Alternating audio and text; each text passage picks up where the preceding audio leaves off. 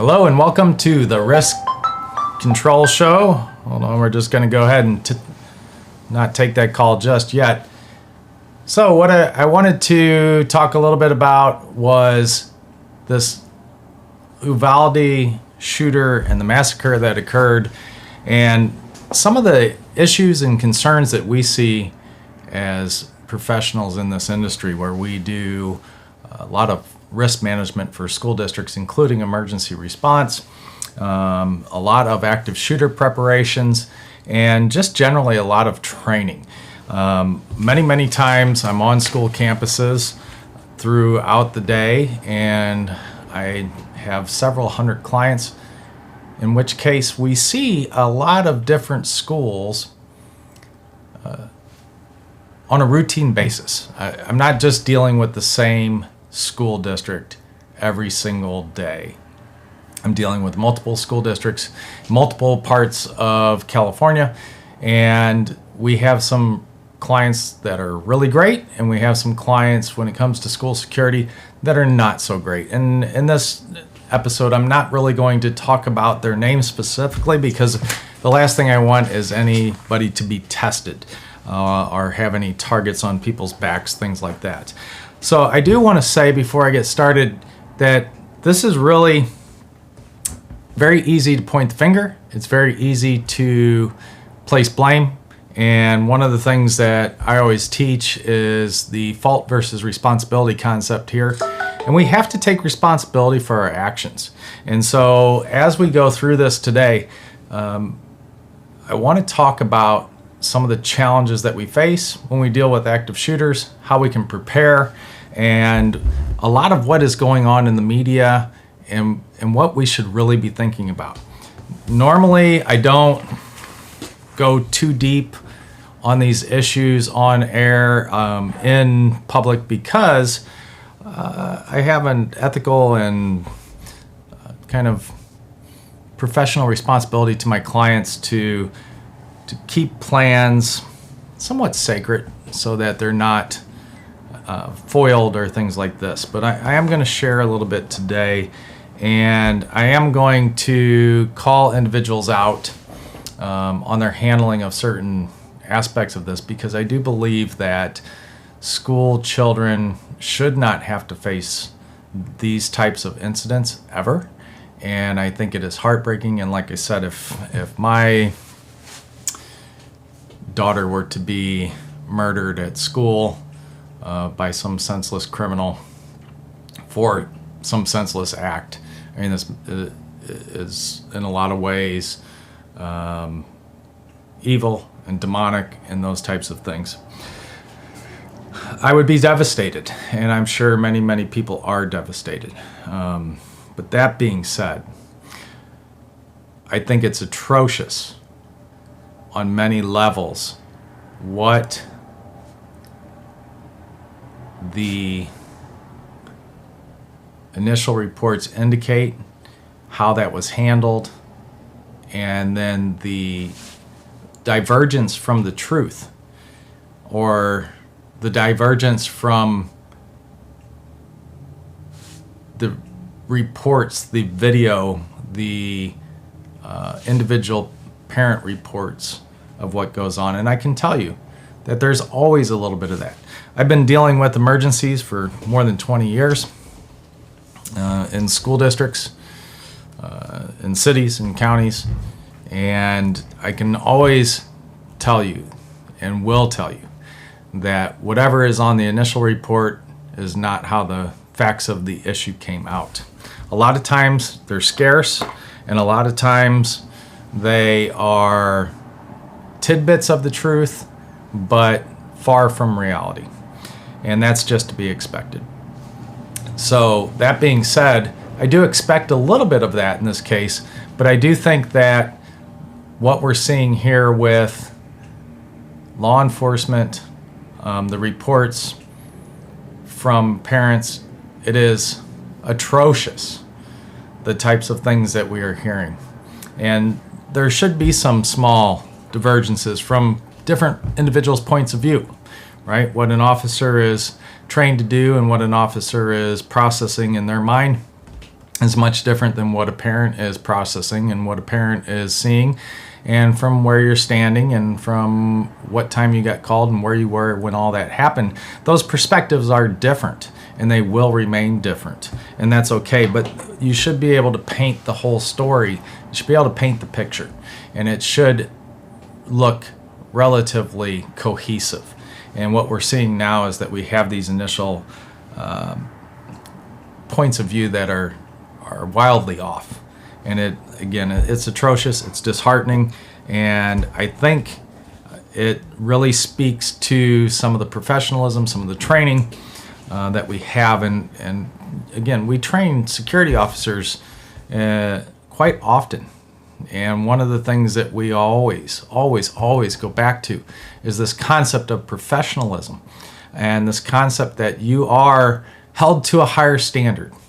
There are moral clauses there, and we have a higher moral duty to tell the truth and to be transparent and to not make facts up, to report them as they happen. We also do a lot of training with the security officers in just choosing to be where they're at that point in time. And this plays over to our school resource officers, police officers, just as the same. Again, these concepts, officers are in our training occasionally and often, and this comes down to that fault versus responsibility.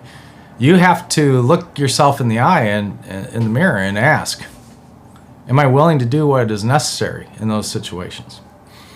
And in this case, we're seeing that we have delays of 40 minutes, 90 minutes. There's reports all over the place. I'm not going to sit here and say that I know exactly what transpired, but I do know that those are very long periods of time. I was listening to the report today, the conference, the public comment period there from the officers. And that being said, the rationale behind it is that, yes, they should go in, but they're waiting for equipment. They're waiting for shields, so it's a fatal funnel. It's these types of things. Well, the bottom line is that, and this goes to, really kind of goes back to the police chief. It goes back to their insurance company.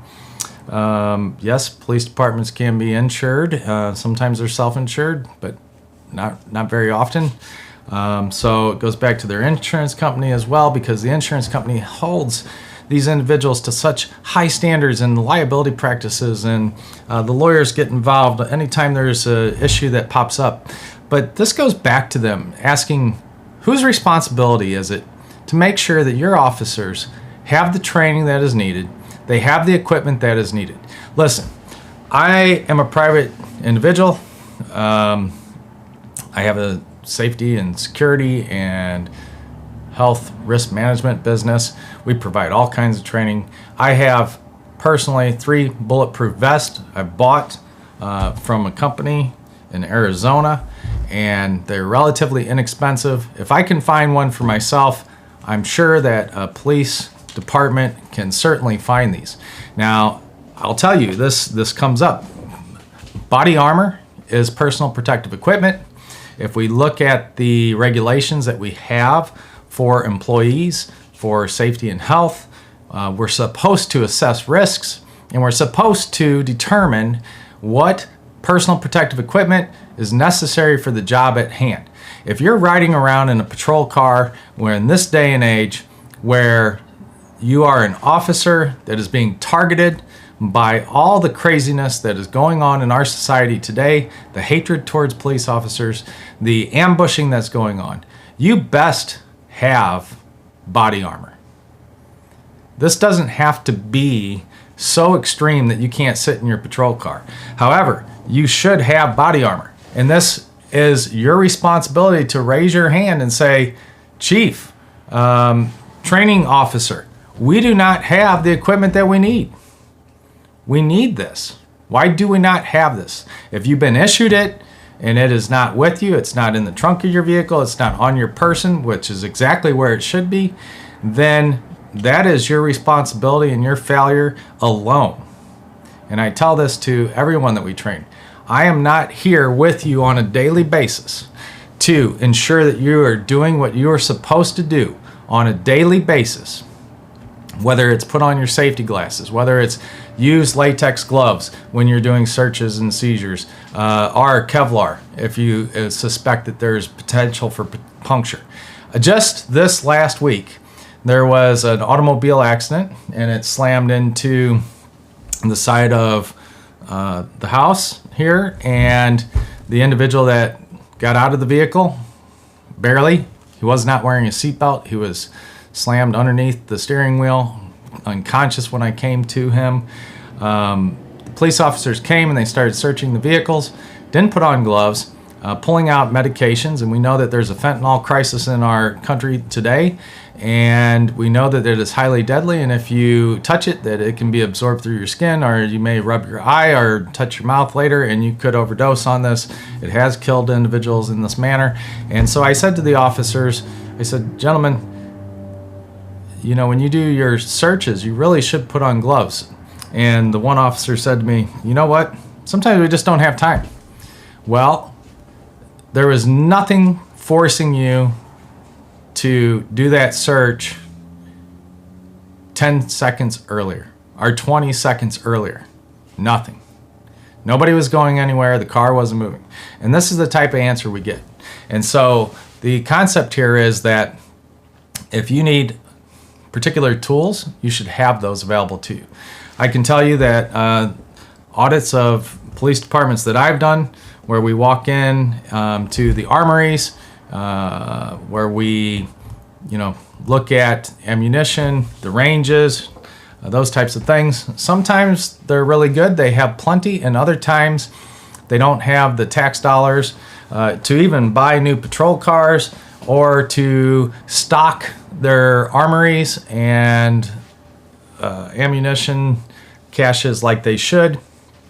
Sometimes there's a mix of different weapons in there for the officers to utilize, and it is a sad state of affairs.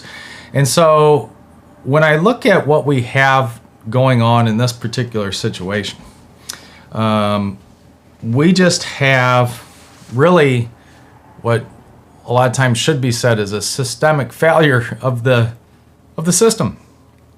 There are various parts to this that have failed. Part of it is funding, part of it's budgets, part of it is training, part of it is the emergency response, the practicing, having the right tools, having the hiring practices where we are hiring individuals that are willing and able, capable, and will do their job when it comes to protecting life. We take that oath to protect and to serve, and so we need to follow through on that. And again, I just am giving you a perspective from what I have seen and the things that I have heard over the course of the last 20 years as we train individuals and we address these types of things. I can tell you I've had individuals in particular active shooter trainings, combative trainings, close quarter combat trainings, where they do not want to participate in the training because they don't want to sweat, or they don't want to do this, or they don't think it's going to happen at their school site, those types of things. And the reality is that you need to do the training, and if you're not willing to do the training as an employee of that agency, then I'm sorry, but you should be out. You should not be able to continue. It's part of your job duties, and it is a perishable skill, and you need to do that. If you're not willing to carry the personal protective equipment, whether that's a CPR airway, latex gloves, if you're not willing to use that, we have rules and regulations about this all day long, right? That there's disciplinary procedures, but we allow this to continue to happen, and when that happens, we get these types of incongruencies in response, and it does boil down to people potentially losing their lives, and in this case we know that that has happened. Again, I just want to say I'm going off the speculation here and the varying degrees of reports, but I can tell you that normally when you have individuals saying that there is something different or this is what happened, that's usually in response to things didn't go the way they should. And very rarely, when something goes the way it should, does anyone come out and say, wow, these people did a really terrible job. Normally they pat you on the back, they hold you up as a hero, and they say, great job. So those types of issues pop up when things aren't done properly. So I also hear a lot, and this is kind of where I want to jump into the solutions for schools. And the first is always gun control. I will say that there does need to be, and there is, the proper levels of gun control in our society and in America. I'm not sure exactly what those are at this point in time because, again, we do have laws on the books that state that murder is illegal. Carrying guns on school campuses, especially in California, can only be done with the superintendent's written authorization and only in very select circumstances.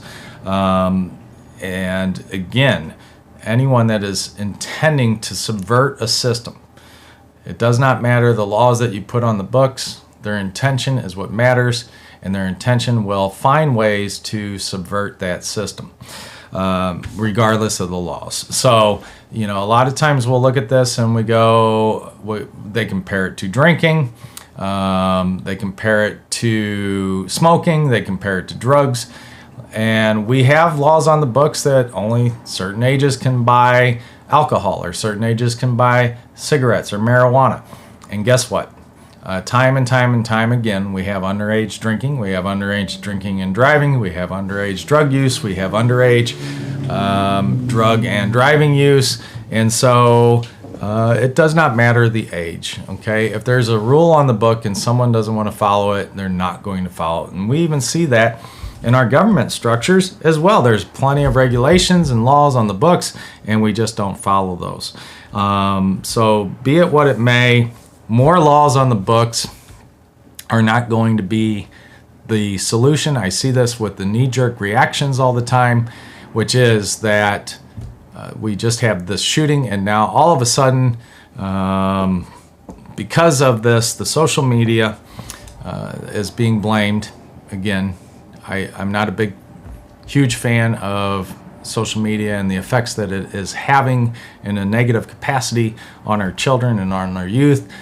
But again, blaming the social media for not monitoring every single comment that goes out there is not the right answer. And the addiction to it is not all of a sudden the answer. And so we see these knee-jerk reactions where Congress is bringing forth a law to allow individuals to sue, or maybe California legislature. I'm sorry. I may have that mixed. But the bottom line is that there is a law being sent forth, or a bill being sent forth to look at being able to sue social media companies if your child becomes addicted to the social media platform. And again, it is a knee-jerk reaction to this event. And anytime we have knee-jerk reactions, we're not developing good policy, most likely, and it is not something that we are really processing and putting forth and thinking through. So my guess is that's going to fail. It's not going to be passed, and we're going to be right back in the same situation that we are in. A lot of times we're talking about different things that can be done. There was someone that worked for me had introduced me many years ago. I'm going back 20 years to some principles, and this is where we're going to get into how do we protect our school sites, and really back to this systemic failure, right? We can go on and on down the line and up the ladder and down the chain in regard to the funding of these issues. But the bottom line is that this rests at the Board of Education for each and every school district, and also with the superintendent of that school district. And it rests in the hands of whether or not they want to put forth the time and effort in order to conduct these assessments and put in the tools and enhancements that need to be done. Okay. So I'll go back to this individual who introduced me to the principles of CPTED, that's CPTED. This has been around. I've been using this for some 20 plus years.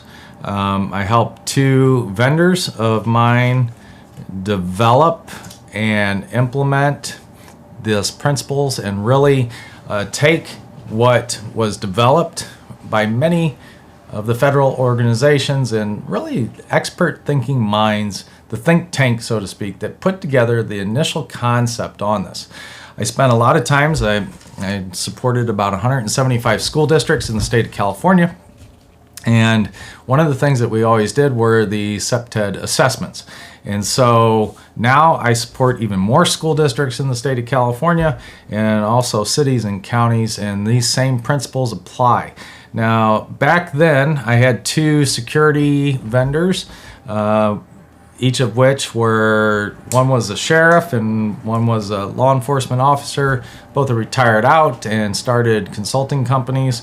And we worked with these 2 individuals. I worked with these 2 individuals to develop really dialed in CPTED analysis for schools. And this looks at 4 basic principles. And that is the territorial control, the natural surveillance, right? Access control, and many other things. And so we dialed these in to look at how do you best protect a school site from all types of threats. So that is not just the threat of an active shooter, but it is also vandalism, it is theft, it is sexual predators, it is molestation in the interior of the campus. So there's a lot to this. And when agencies, school districts specifically, utilize these principles, that tool is there. And that tool has been there for a very long time. And it's rather simple and straightforward. And I think you have pundits, our podcast show host, which I think folks like Ben Shapiro talk about the single access to schools. And he points out that a lot of individuals are saying, well, what about fire agencies and fire departments, and what if there's a fire, or what if there is a other type of event that these individuals need to escape from the building. Well, he's absolutely correct in this.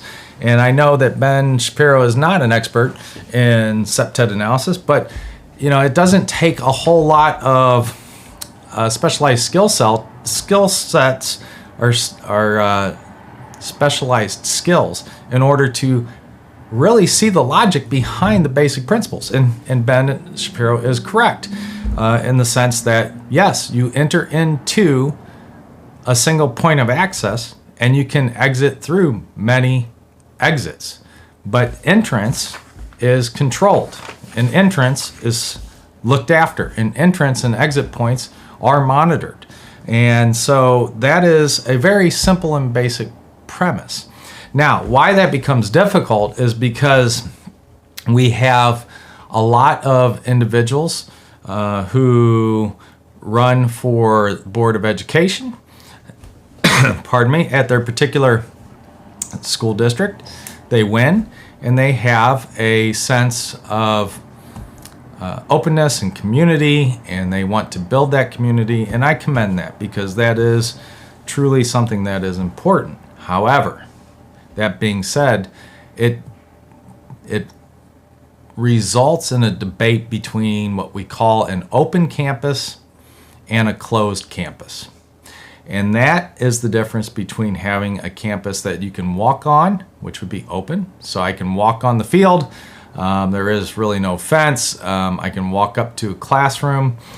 And in a closed campus, it's fenced, it's locked, and you have to be accessing the school site from particular points, and it could be 1 or 2 or 3. It does not matter.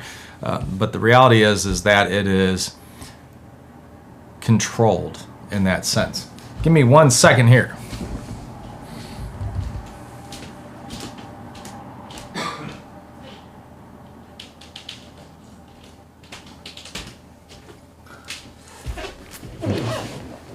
Need to take a pause and have a little coffee break there. So it is controlled from those areas. And then, like I said, it could be 1, 2, or 3. It does not matter. A single point of access is great in the sense that you don't have the amount of staff that is necessary to monitor in physical area or physical concept like that. So it does help to cut down on the cost. But again, cost is another issue that we can discuss in more detail. But the SEPTED principles do apply, and that tool's been around for a extremely long time. It keeps getting better and better. The assessors get better and better, and the more of these types of events that we see, we learn more. But the principles are basic. Okay, and as I said, you get down to this discussion between open and closed campuses. And many, many times in my professional life, I have conducted these SEPTED analysis and provided results to cities and schools, and the solutions are there, and we get down to a couple different things, just as we do with any business, and that's time and budget. Time and budget. Those are the 2 principles by which most things are going to not get done. So time and budget. We don't have the time and we don't have the budget, and we have this conflict between open and closed campuses, and it makes it a real struggle. So working through that is important. The next is when we get into really training issues, and this comes down to, again, time and budget. And I think it is a failure among the senior, you could say senior executives, but when we're talking about school districts, the senior administration, your board, and your unions. And there is a place for unions, and they do good work, and I'm not advocating that they don't, but what I am saying is that you have to have all 3 of these agencies inside your organization, right?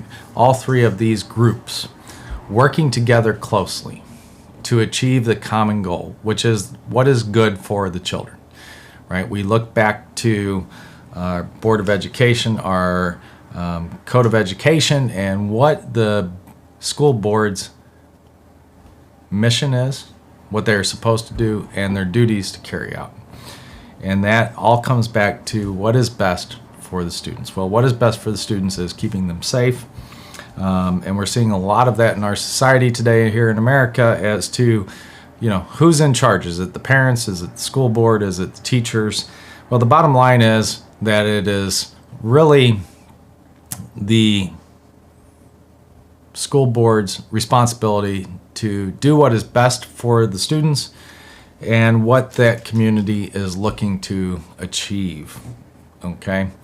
But I can tell you that all communities are looking to have their students come home, have their children come home safely. Better. And that's key. If I send my daughter to school, I want her to come home better than she did yesterday. I want her to come home better than she did when she left that this morning, because she's supposed to be obtaining an education. She should be just as safe and just as healthy, and she should come home smarter, more educated, and better off. Okay? So that being said, we have to do a lot of training. Our skills are perishable. And this is where a lot of failures occur. And this is part of that SEPTED analysis, going back to this, is how do I get onto a campus? And I can tell you, and this will surprise many of you, getting on a school campus is extremely easy. There are very, very few that I cannot get on. And without, I don't even have to use tricks. I don't have to really hide. I don't have to pretend to be something I'm not. I don't have to say anything untruthful. I don't have to lie. It's very easy to get on to school campuses. It's almost too easy. And when we encounter this, we do, in fact, address it at the time with the person that we were able to kind of get past. And in addition, we address it with the risk managers, superintendents, and those that we need to. But you have to understand that training is a key component to the overall safety of the students. And again, this goes down to having good trainers. So many people in my industry are safety professionals. I don't want to knock anybody here, but there is a lot of time and effort that we as professionals need to put into becoming better experts, because we're not providing the training to the level of responsibility that we have for the people that we are training and for the students that they are looking after. Okay, and that's just the bottom line. So training goes down to the very basics, and I'll give you some examples of things that have occurred during my time conducting security assessments and SEPTED analysis at school sites. And I've been able to take control of their CCTV camera systems. I've been able to take two-way radios. I've been able to take the principal's badge. I've been able to take master keys. I've been able to actually have staff members hand over their keys along with their car keys and drive off in their personal vehicles. So the bottom line is, many times we come up to school sites to perform training in all kinds of things. Sometimes we're doing forklift training, we're doing aerial lift training, we may be doing a safe lifting training, we may be helping individuals do respirator fit testing or things like this, not necessarily related to security. And so when we do that, we have to arrive on campus, and sometimes we arrive on campuses that have security staff and school resource officers. And I can tell you, one time I was doing a security audit on a county's schools.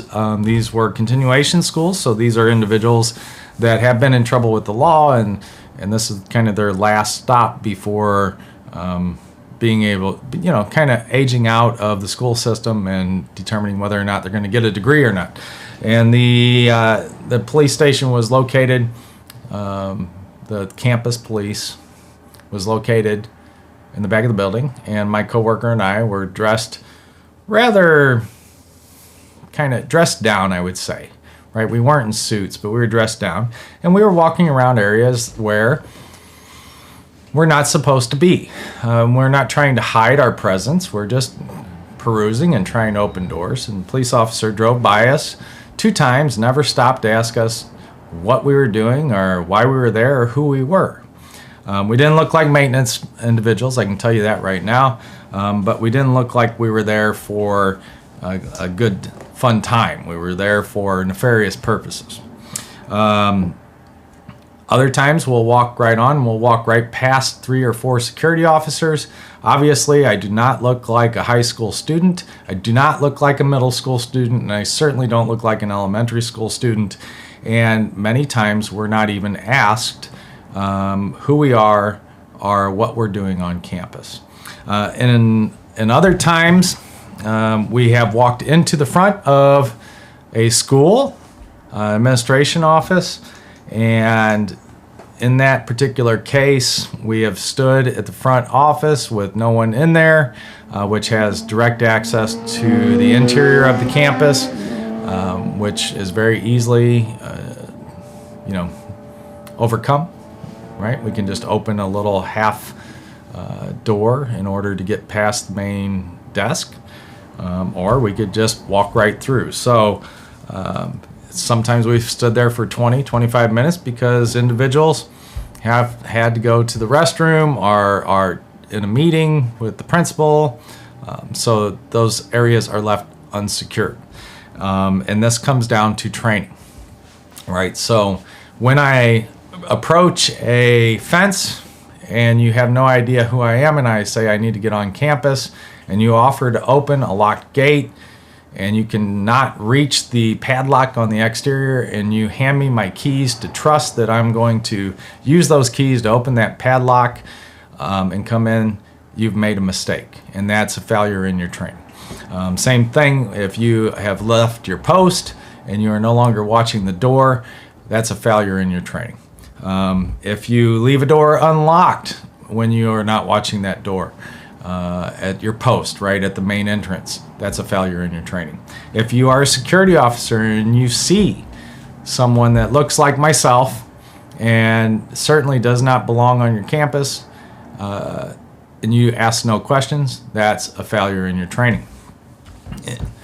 If you fail, as we've seen in some of these other shooting incidents, to go into the building and respond as a security officer, as a police officer, that's a failure in your training. And that goes all the way down to a failure of yours not to carry the right type of tools, personal protective equipment, and the things that you need in order to do your job.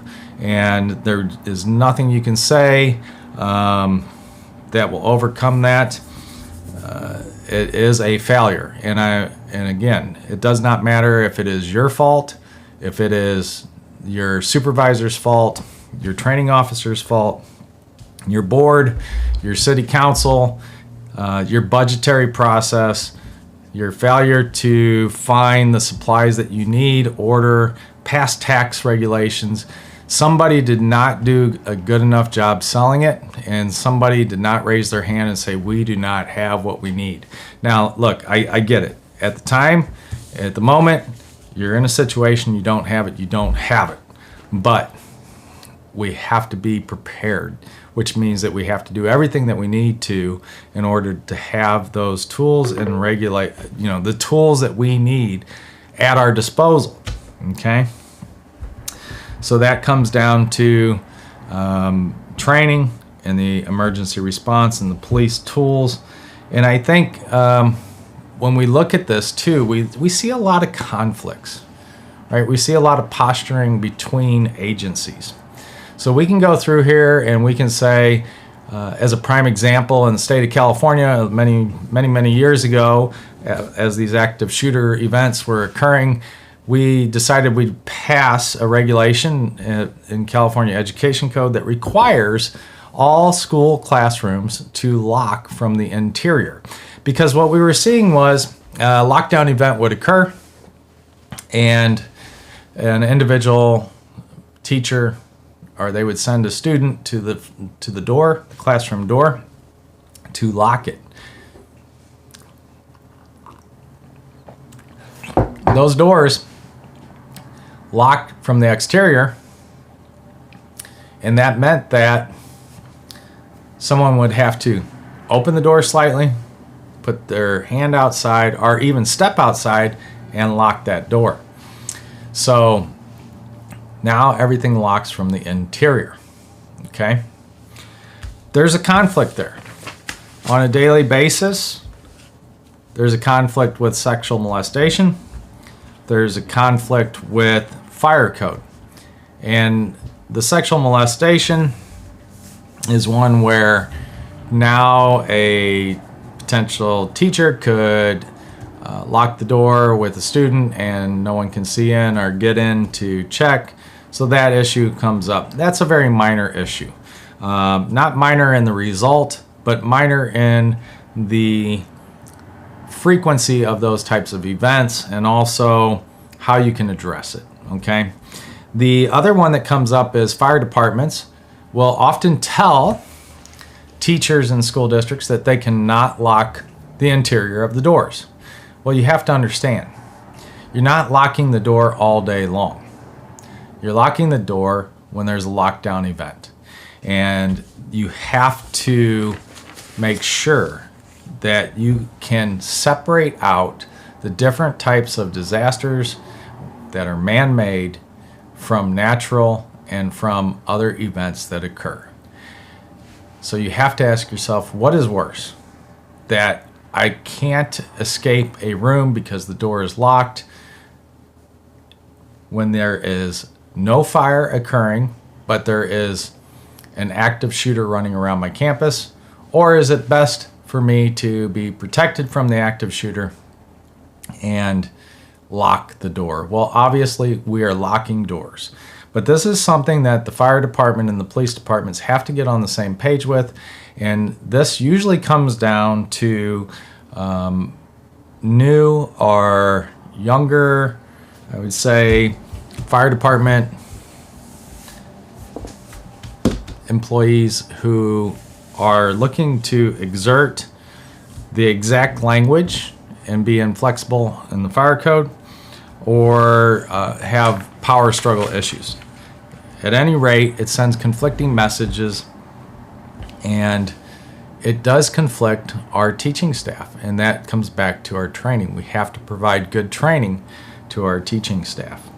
Okay, we talk a lot about fences and cameras and what we can do there. I looked at the picture of the elementary school, and as some individuals had pointed out, that it's a small fence. I think it's been reported that it's maybe 4 feet tall.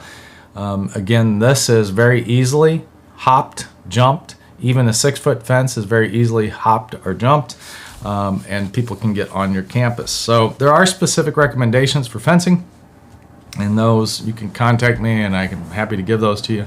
Same thing comes up with cameras. A lot of time we talk about security cameras, and I want to get down to staffing, because there's a lot of chatter about staffing, and there's, as some podcast hosts have pointed out, the numbers that these individuals who are supposed experts are throwing out there are just they're wrong. They don't matter, right? There's some 90,000 school districts. Oh, if we only have 100,000 officers. Hold on, we'll get to that math, okay? But the cameras come up a lot, and there are challenges around cameras. And the biggest one comes back to funding, having a budget for it. You need a proper level of camera, and you need a proper level of digital recording capacity, and then you also have privacy concerns. And those privacy concerns are there for a reason, and we have to address those.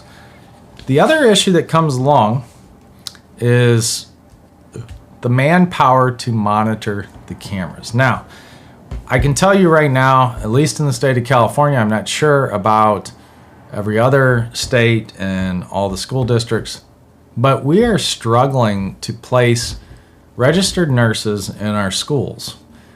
A lot of our smaller districts have one registered nurse, and they float around from school site to school site within that school district.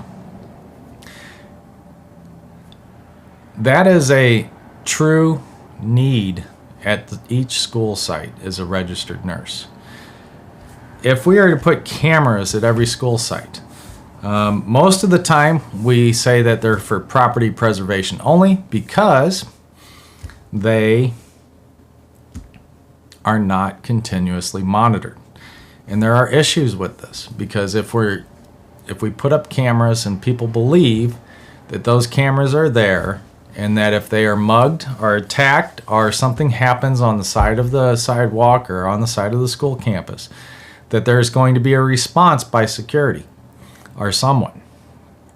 It is sending a false sense. And I'm just telling you what the challenges are. I'm not saying that this is right or wrong. I'm telling you what the reality of the situation is. And that is my equation here with the registered nurses. You need then someone to monitor the cameras themselves at each school site. And a lot of times this gets thrown on the administrative secretary or administrative staff person as they're sitting there and they're answering 20 phone calls an hour, and they are also trying to do responses to parents to check out their students, or drop off lunches, drop off medications, take them out for a doctor's visit. They are not able to stare at a screen and watch it as you would with a business. Okay? So if you are going to rely on cameras, then you also have to staff someone to watch the cameras. You can't have a school resource officer, an SRO, watching cameras all day and also being out walking around the campus and greeting and meeting and looking for signs of distress. So we have real funding issues, real budget issues, and this is why a lot of times cameras are there, but they get outdated, they get old, they're expensive to manage.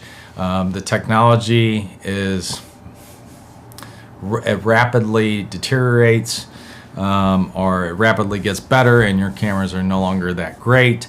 But typically speaking, CCTV camera systems are yesterday's news, right? Things that happen have already happened, and it's just a evidence video, and that's all it is. So if we are going to make the use out of cameras, then we have to have monitoring, and that costs money, and those are some of the failures that we have here. So down to this whole issue of school resource officers, teachers carrying guns, and things like this. Here in the state of California, I was tasked with writing a teacher's gun policy. In the event, we had a couple school districts that wanted their teaching staff to be able to carry weapons on school campuses. And again, I'm not going to provide the names of those campuses. However, I did write a very lengthy policy and took into consideration, again, this training issue. We have very difficult situations where we need to provide training, and we have situations where that training is required to be a certain length of time by statute, and we can't even get that amount of time to provide the training because, again, of union agreements, time on the campus, getting substitutes, budget, those types of things. So some school districts are fantastic in this area. They make the time, they budget it properly, and in those cases, you will see that those school districts don't have these types of failures. In others where that has not been the case, again, I'm not trying to say that it doesn't occur. It does occur. There is fault there, but the responsibility lies in the Board of Education. It lies with the superintendent, it lies with the risk manager, and with our staff to raise our hands and say, hey, we need this training. Okay, so gun control is serious. We look at our police departments, and I'll tell you right now, through some of the audits and assessments that I performed personally, we have really sad situations around the armory, around the ammunition, and the qualifying. And sometimes that means that we're not meeting our qualifications in sense of qualifying on a timely manner. And this is not all police agencies. This is some police agencies. But take this into consideration that if you cannot get the basic training for particular required elements in Ed Code and in OSHA regulations, how do you expect to take a perishable skill like firing a weapon on the move in a crowd of students and hit your target without training? This needs to be repeated over and over and over again. It's a lot of money and the budget for ammunition, and there's a lot around it of having a weapon in a school campus on a staff person. It needs to be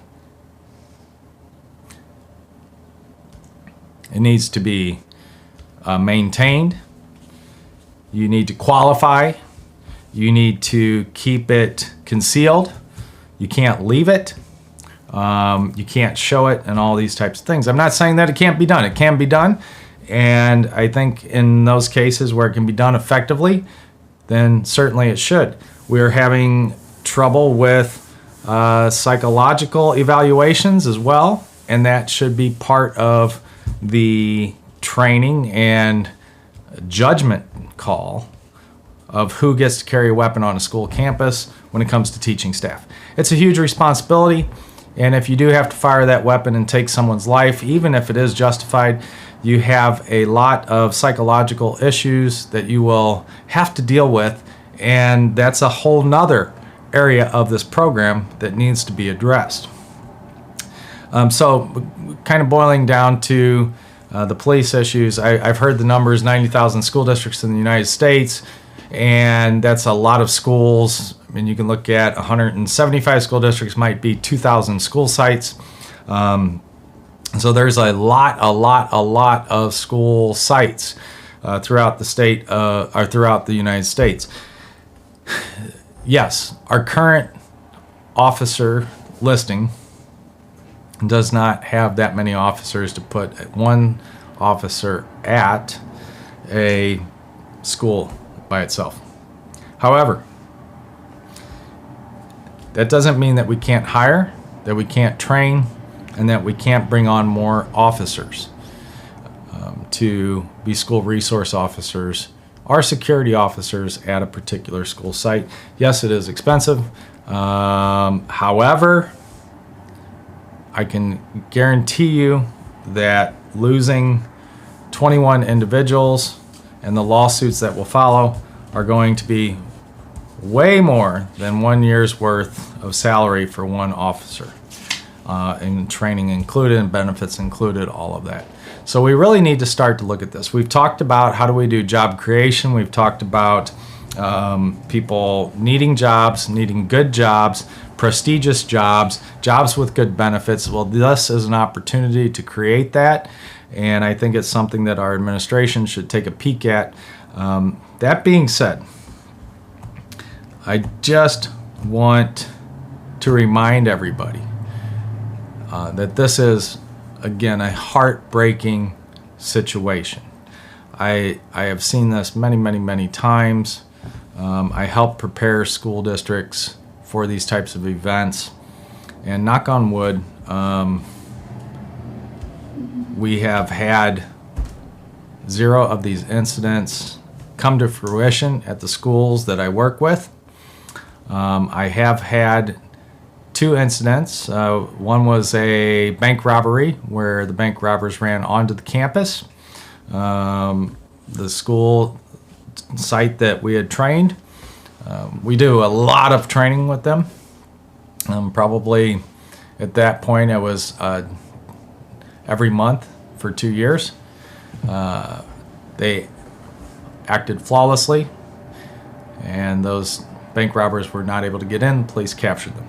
Another one which we recently had was 2 individuals, 2 high school students, got into an argument. One left the campus and one came back with a handgun, and security immediately encountered him and disarmed him, and it was a great success. And that's the way it should work. You're not going to stop at the thought process, every individual from thinking, but you can stop them from physically enacting or getting onto your campus with these types of weapons. So I just want to remind people, there are plenty of laws on the books, and there are plenty that are not followed every single day. I can tell you in one of the big cities here in California, there are laws on the books about drug use within a school zone 1,500 feet, and there are plenty of people using drugs and sleeping right on the steps of the school every night, and multiple schools in that district. And between the Department of Public Health and the police department, nothing can be done. And that, again, there are laws on the books for that.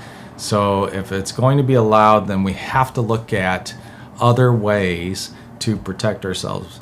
And I'm here to just kind of let individuals know, parents, school administrators, staff, there are a multitude of actions that can be taken to protect against. I won't say that you're going to prevent every active shooter from stepping onto the edge of your campus, but to prevent the enactment of the active shooting event. There are plenty of actions that can be taken. And what we have to put aside, in my professional opinion, is this concept of open campuses and this concept of having a prison-like mentality. Our students should not feel like they're in a prison, and the techniques that can be utilized and pushed forth, you do not have to enact to make it feel or look or sound like a prison. You can provide a great level of protection without that type of feeling. And so I think it's just time that we all take a look at how we can address these concerns so that no family has to go through this again. I have to just say, I want to wrap up here. I appreciate if you watch this. If you have questions, feel free to email them or go to our website and send us a comment as well. If you're interested in working with us, we're happy to do that too. But I just wanted to say, normally I'll send out some emails to our clients when these types of events occur, reminding them that we have training and we have services available. It's always a sad day when I have to do that. However, I normally don't get into this public sphere of doing a podcast show or even a live video immediately or very quickly after one of these events, because it's too hard. It's too hard for everyone involved.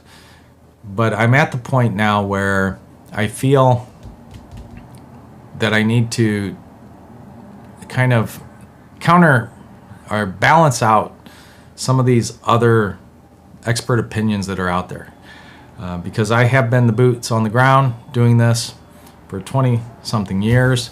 And, a lot of the things that I hear are fire and brimstone around the security efforts that need to be enacted, and there are multiple ways to address these things. So keep that in mind, and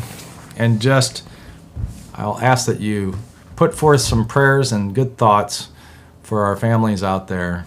Those lives are lost forever. We don't know the impact that they would have had on our society, but we can only imagine that it would be good. And this is horrific, and quite frankly, it's highly unnecessary and highly evil and demonic. With that, I hope to see you on one of our next broadcasts. I hope you have a great holiday weekend, and let's look to put some solutions forth that make sense. But in the meantime, support those families.